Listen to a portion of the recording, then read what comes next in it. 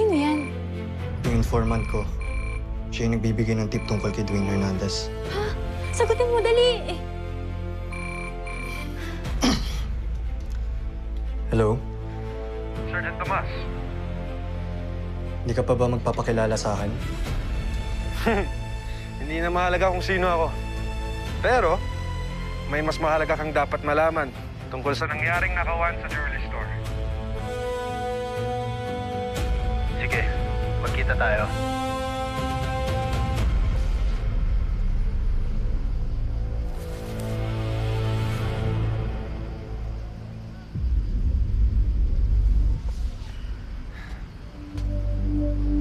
Babagsak na ang balakid sa atin.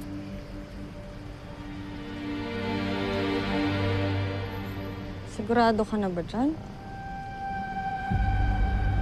Oo.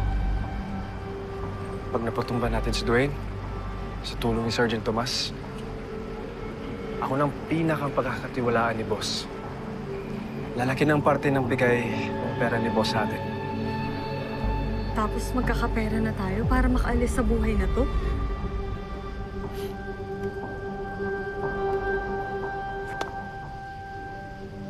Oo. Mabubuhay na tayo na matahimik. Lalayo na tayo sa mundong to.